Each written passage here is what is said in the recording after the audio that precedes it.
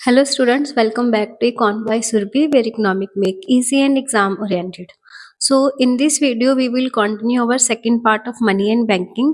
So basically पिछली video में हमने करा था barter system, money and its types. तो आज की इस वीडियो में हम उसी पार्ट को कंटिन्यू करते हैं.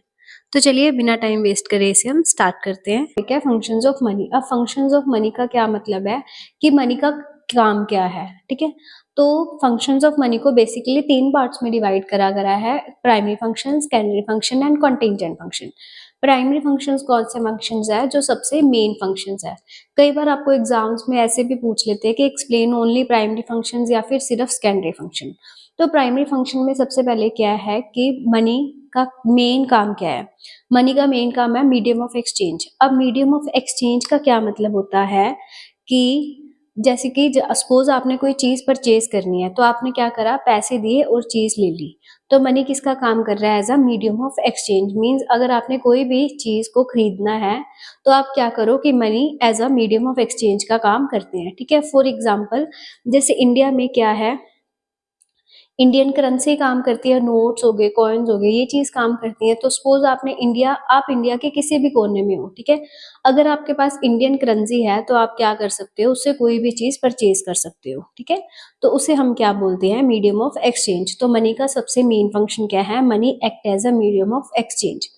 Second our measure of value. अब मेजर ऑफ वैल्यू का क्या मतलब है कि किसी भी चीज के मॉनेटरी टर्म्स में वैल्यू मेजर करना. अब मॉनेटरी टर्म्स में मेजर करने का क्या मतलब है? फॉर एग्जांपल कि जैसे ये मार्कर है, मार्कर का प्राइस 25 रुपीज है, तो मींस इसकी वैल्यू कितनी होगी? 25 in terms of monetary terms. मतलब पैसे की फॉर्म में किसी भी चीज की वैल्यू को हम मेजर कर सकते हैं. फॉर एग्जाम्पल कि जैसे व्हाइट बोर्ड है, व्हाइट बोर्ड का प्राइस कितना है? 500. तो मेरे लिए इसकी वैल्यू कितनी है? ₹500. मोबाइल फोन है, मोबाइल फोन सपोज 10,000 का है, तो उसकी वैल्यू कितनी है? 10,000. तो मेजर ऑफ वैल्यू का क्या मतलब है? With the help of money we can measure anything in the terms of monetary terms. ठीक है, in the form of monetary terms. Means पैसे की फॉर्म में उस चीज की वैल्यू क्या है. सेकेंडरी फंक्शंस में कौन से तीन चीजें हैं? Standard of deferred payment, store of value and transfer of value. अब स्टैंडर्ड ऑफ डेफर्ड पेमेंट का क्या मतलब है? उधार कर सकते हैं, फ्यूचर पेमेंट कर सकते हैं. अब with the help of money standard of deferred payment means future payments possible है. आप इसमें थोड़े थोड़े हिंट्स लिख लेना कि उस वर्ड का प्रॉपर मतलब क्या है. ठीक है, अब फ्यूचर पेमेंट का क्या मतलब है? फॉर एग्जाम्पल मैंने कोई चीज खरीदनी है पर मौके पे मेरे पास आज पैसे नहीं है, तो मैं क्या करूंगी? लोन करवा लूंगी. अब लोन कैसे होता है कि आपको कोई चीज खरीदनी है तो आप क्या करो, उसके बदले में कोई सिक्योरिटी रख दो. जब आप उसकी सारी ईएमआईज या लोन पूरा कर दोगे तो आपको वो सिक्योरिटी वापस मिल जाती है. ठीक है, तो with the help of money हम मनी के हेल्प से क्या है, उधार ले सकती हैं, लोन ले सकते हैं या फिर फ्यूचर पेमेंट्स कर सकती हैं. नेक्स्ट है अवर स्टोर ऑफ वैल्यू. अब स्टोर ऑफ वैल्यू का क्या मतलब है? मनी को स्टोर करना भी इजीली है. जैसे कि आपको पता है कि बार्टर सिस्टम में क्या है कि स्टोरिंग की बहुत ज्यादा दिक्कत आती थी, पर अब with the help of money हम पैसे को इजीली स्टोर कर सकते हैं. चाहे आप कैश के फॉर्म में करो, कॉइन्स के फॉर्म में करो, हम ऑनलाइन स्टोर कर सकते हैं. तो वो कहता है कि मनी को अब इजीली स्टोर करना भी पॉसिबल है. ठीक है, बेसिकली ये जो हमने बार्टर सिस्टम में लिमिटेशंस पढ़ी थी वो लिमिटेशंस ही मनी के फंक्शंस बन गई. ठीक है, नेक्स्ट है हमारी ट्रांसफर ऑफ वैल्यू. जैसे कि बार्टर सिस्टम में ट्रांसफर ऑफ वैल्यू पॉसिबल नहीं था. अब ट्रांसफर ऑफ वैल्यू का क्या मतलब था कि हम एक चीज को दूसरी जगह पर उठाकर नहीं लेके जा सकते थे क्योंकि वो इमूवेबल थिंग्स थी. पर with the help of money उठा के तो अब भी नहीं लेके जा सकते, पर आप क्या कर सकते हो, पैसे के हेल्प से जो चीज आपके पास इधर है आप उसको सेल करके किसी और कंट्री में या किसी और शहर में आप इजीली शिफ्ट हो सकते हो.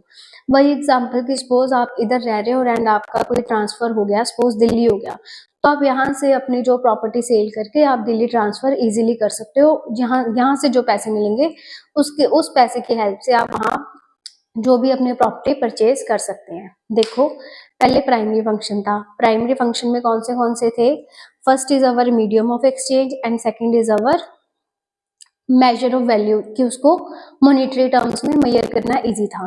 देन है सेकेंडरी. सेकेंडरी में कौन से थे? एक तो standard of deferred payment means उधार करना इजी है. स्टोर ऑफ वैल्यू पैसे को स्टोर करना इजी है. And third is our transfer of value कि हम पैसे की वैल्यू को ट्रांसफर इजीली कर सकते हैं. Contingent function. कंटीजेंट फंक्शन में कौन सा है? सबसे पहला है बियरर ऑफ ऑप्शन। अब बियरर ऑफ ऑप्शन का क्या मतलब है, इसे आप एक एग्जांपल से समझो। फॉर एग्जांपल कि आप लास्ट 6 मंथ से पैसे इकट्ठे कर रहे हो for the purchasing of mobile phone. आपने एक मोबाइल फोन परचेज करना है, तो इसके लिए आप 6 महीने से अपने पैसे इकट्ठे कर रहे हो। बट सडनली आपकी फीस आ गई कॉलेज की, ठीक है, तो आपके पास दो ऑप्शंस हो गए, या तो आप 6 महीने से जो आप पीछे पैसे जमा कर रहे थे, या तो आप मोबाइल फोन परचेज कर लो, या फिर आप कॉलेज की फीस पे कर लो। तो दो ऑप्शंस आ गए, तो मैं अपने ऑप्शन के अकॉर्डिंग या अपनी सिचुएशन के अकॉर्डिंग क्या है कि अपने पैसे की नीड को उसमें लगा सकती हूँ। अगर मेरे को लग रहा है कि कॉलेज की फीस भरनी ज़्यादा ज़रूरी है, तो मैं अपना पैसा किस में लगाऊंगी? कॉलेज की फ़ी पे करने में। तो ब्यूरो ऑफ ऑप्शन का मतलब है क्या है कि with the help of money, कि हम जो भी अपने ऑप्शन या अपनी नीड के अकॉर्डिंग पैसा है उस चीज़ में लगा सकते हैं। Second is our distribution of national income.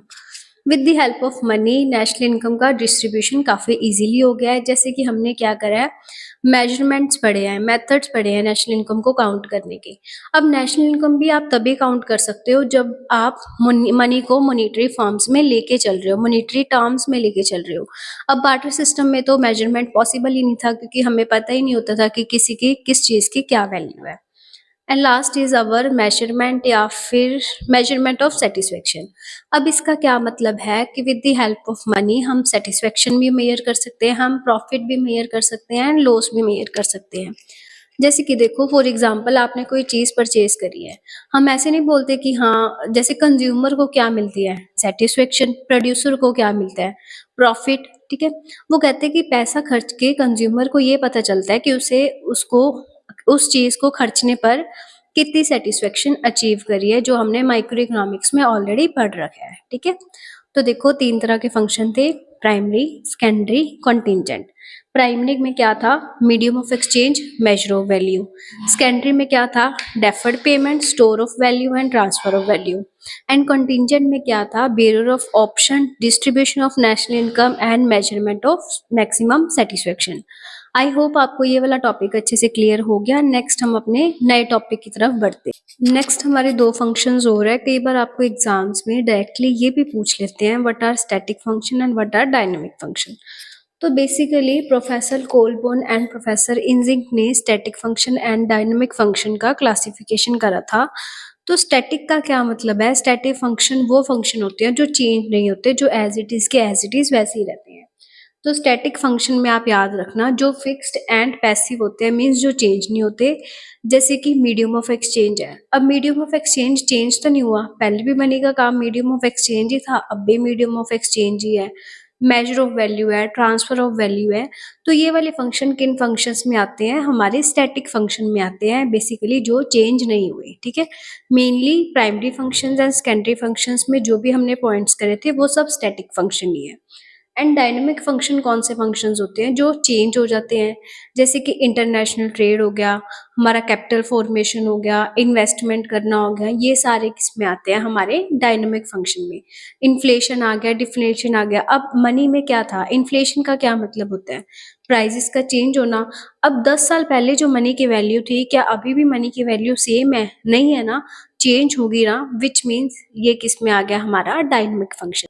तो आज की इस वीडियो में हमने कवर करा है अवर फंक्शंस ऑफ मनी। अगर आपको ये वीडियो हेल्पफुल लगी हो तो please like, comment and share my channel. मिलते हैं नेक्स्ट वीडियो में, तब तक के लिए keep learning and keep sharing.